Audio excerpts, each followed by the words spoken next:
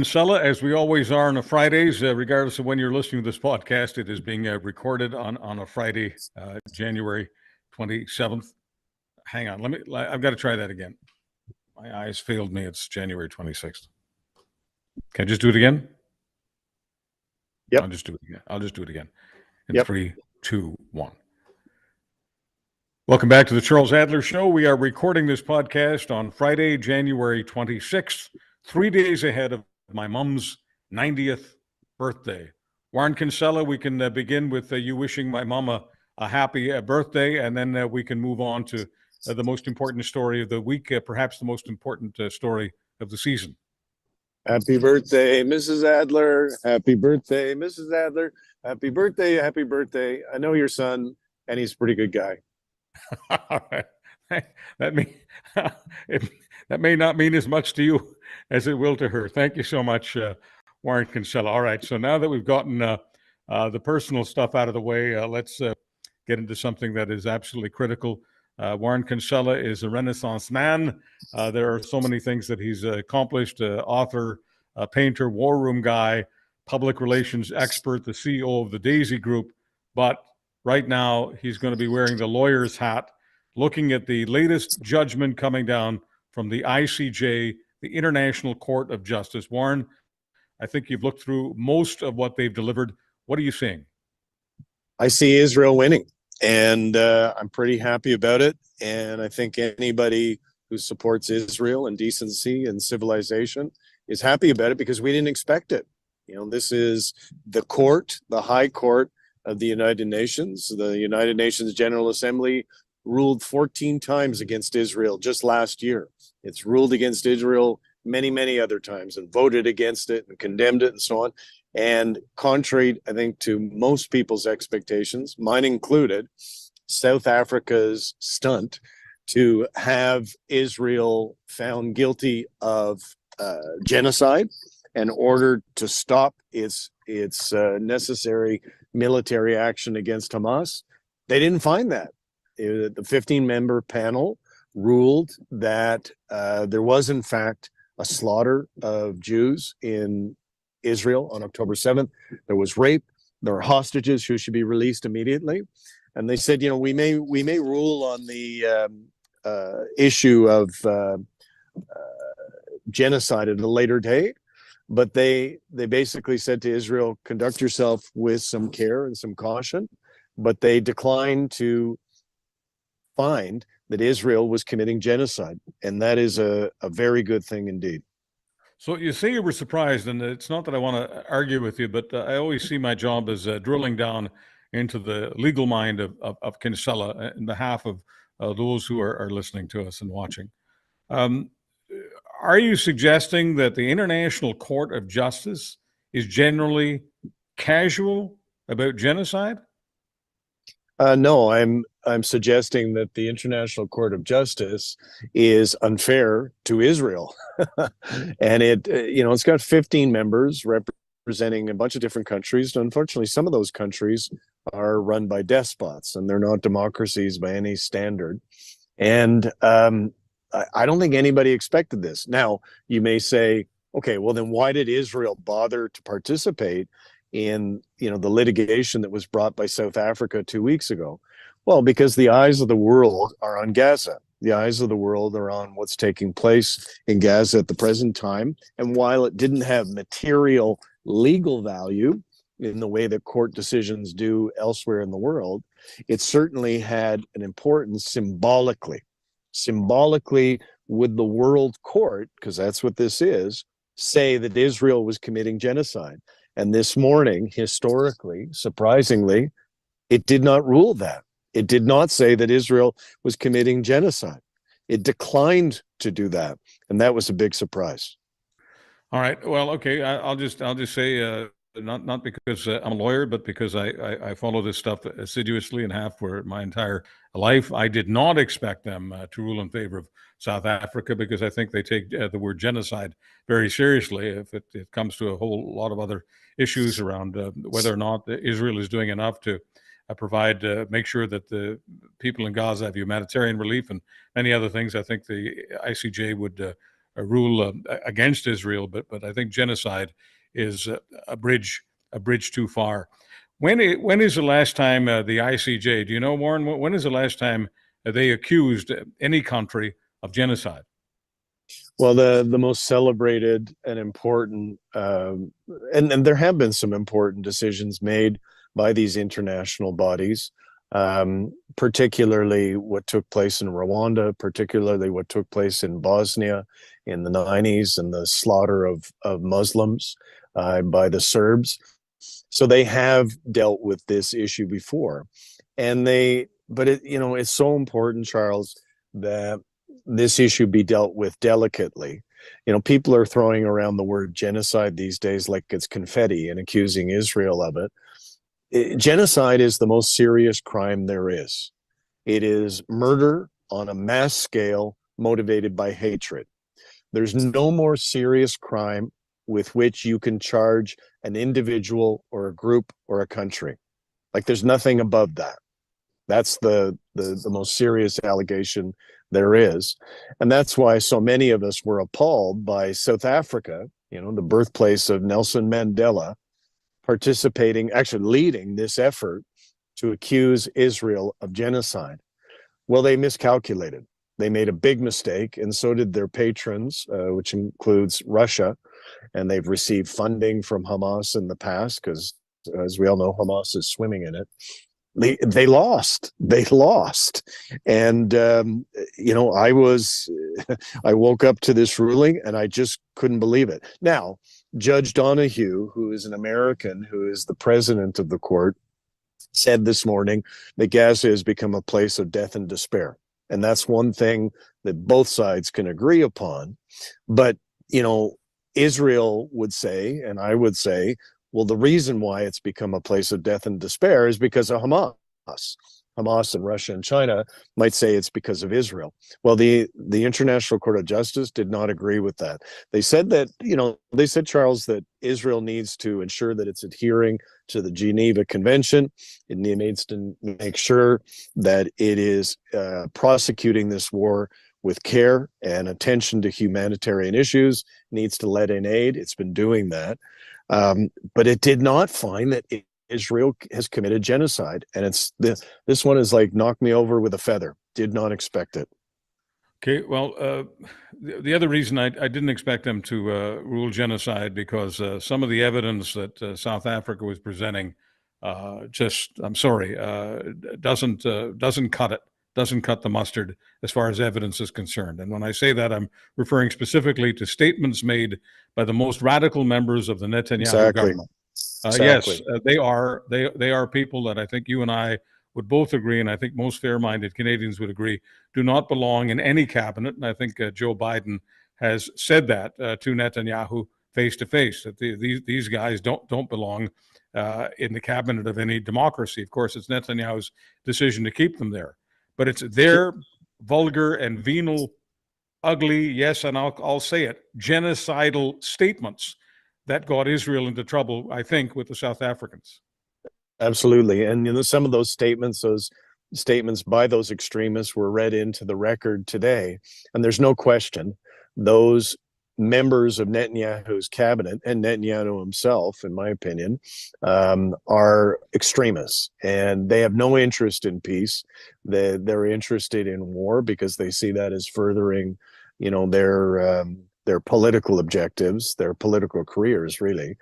But like, at the end of the day, the court ruled that there was no genocide taking place. They said that they're not required to ascertain whether there've been any violations of the Geneva Convention at this time. I'm not sure that's the case.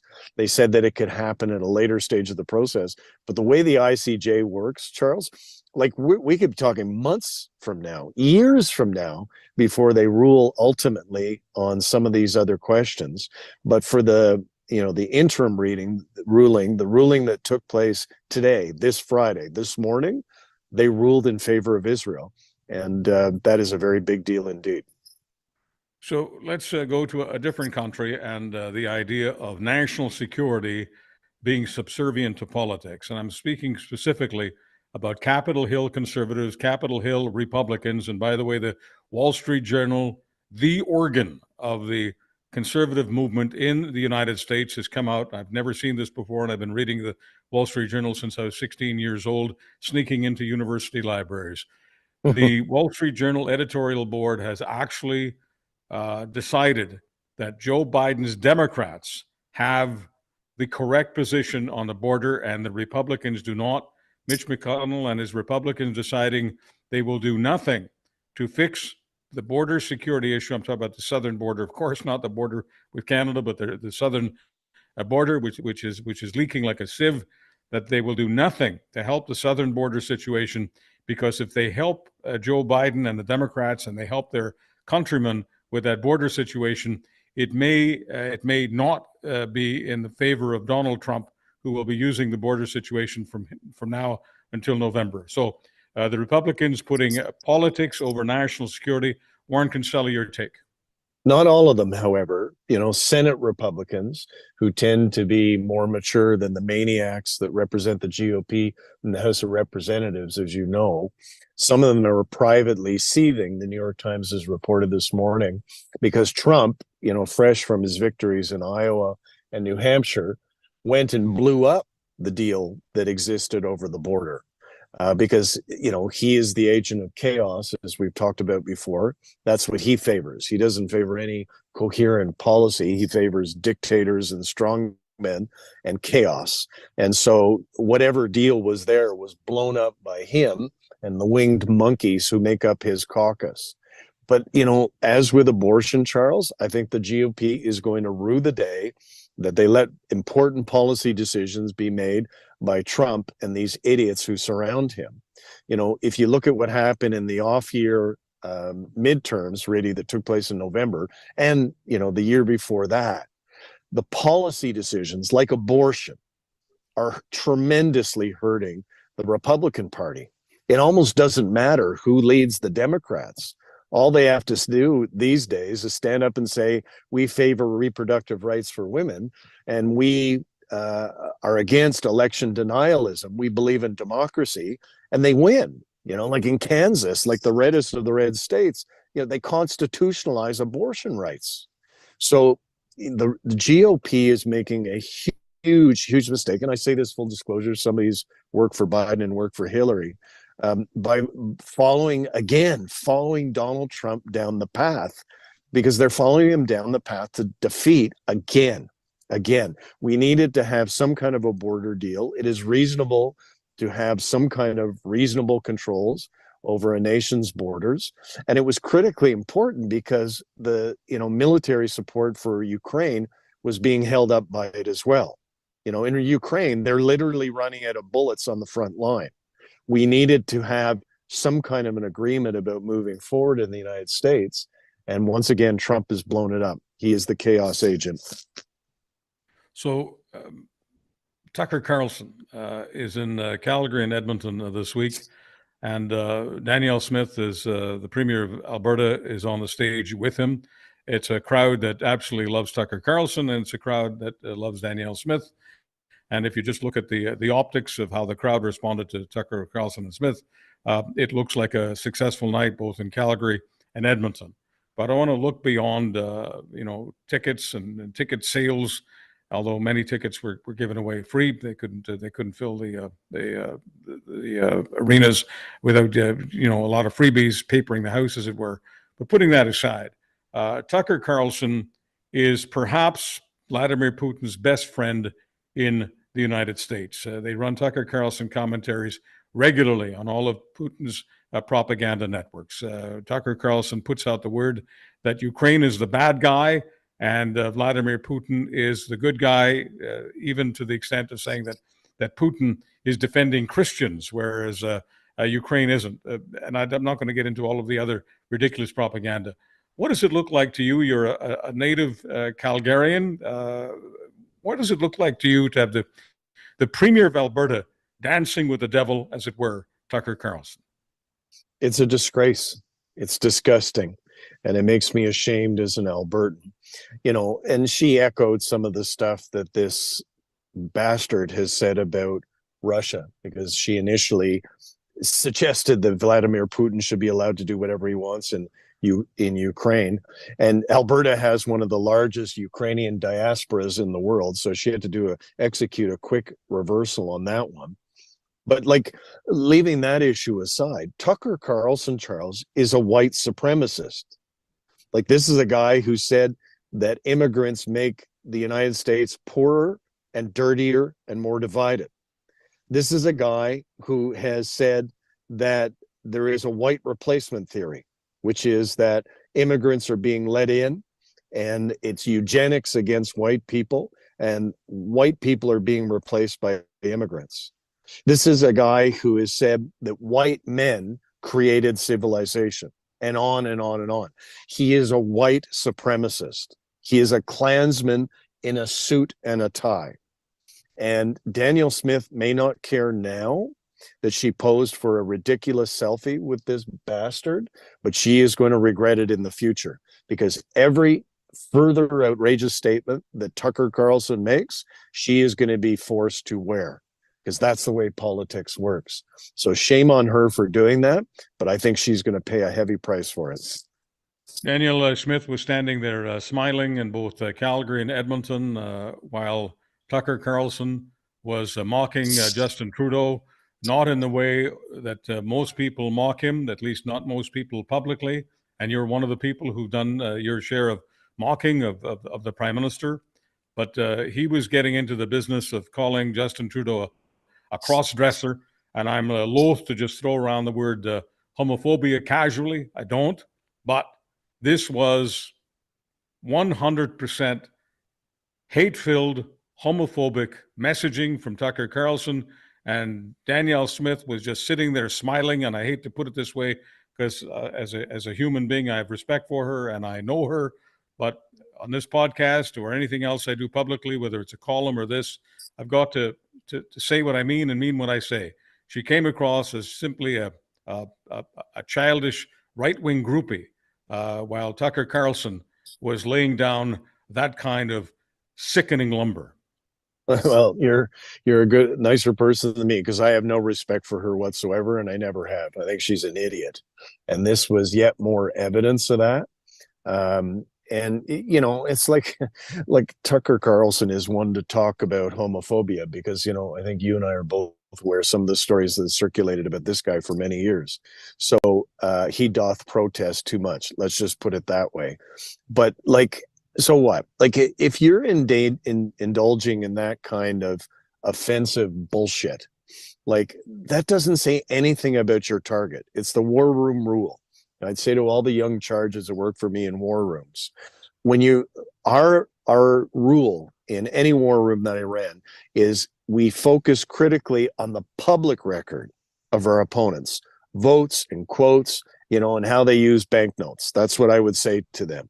But we are not ever to talk about somebody's personal life or their family, because that just rebounds on the accuser. That just rebounds on the one who's making those statements. And it makes Tucker Carlson look like a scumbag, and it places her directly in the blast radius. And, why she was there is beyond me. She's won. She's got a majority, barely. And she's not running again. She didn't need to be there. By being there, she tells us everything that we need to know about what Danielle Smith is really like. And it's not very good. Warren Kinsella, scientists are now getting serious about play.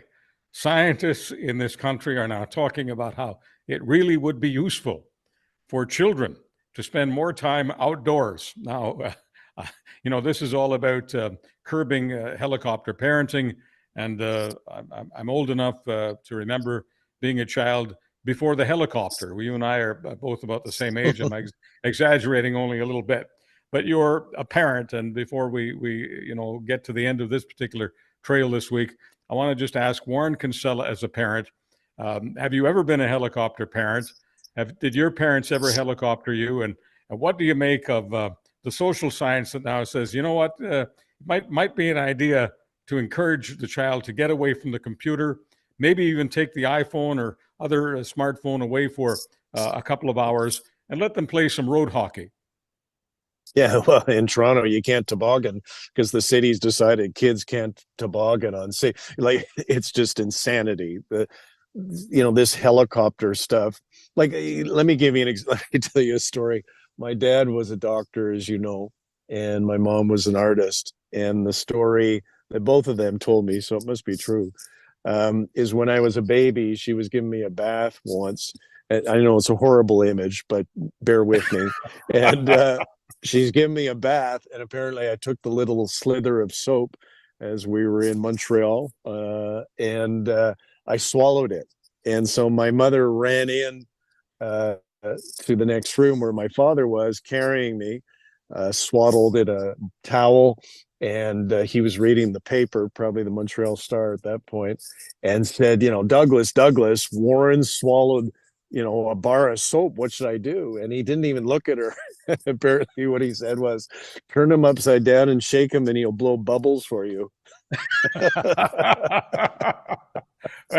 so so yeah, that's kind of how I was brought up, and how a lot of us were brought up. And my kids, I worry about them. As soon as you become a parent, you worry about your kids basically until you die. And the last thing, if you asked any of my kids, what's your dad like? And I'll say the same thing. The last thing he always says to us when he's saying goodbye is, don't become a statistic. That's what I always say. Don't become a statistic. So I do want them to be careful. I want to stay out of places that are obviously dangerous and so on. But I do believe, because this is the way I was brought up, that skinning your knee periodically, or doing something a little bit dumb, it's just part of the education. That's how you learn how not to do things. It's like elections. I was saying to a young man the other day who was despairing of politics, I said, well, get involved in the campaign. And he said, what if it loses? And I said, well, it's in the campaigns you lose where you learn something. You don't ever learn anything from winning. You learn from losing. The same thing with the skinned knee. Letting your kids go out there and experience the world and get bumped around a little bit, that ain't such a bad thing. Well, on that note, Bubbles. I'm going to regret telling you that story, aren't I? No, you listen. The Americans are into this, but the Canadians more so. Virtually every Canadian has a nickname. I have not had a nickname for you for half a century, but you've given me a great gift today. Thank you for the gift. Thank you for your thoughts. Thank you for your friendship. And thank you so much for the writing that you do, Warren Kinsella. Thank you, sir. Bubbles signing out. That's Bubbles, and I'm Charles Adler.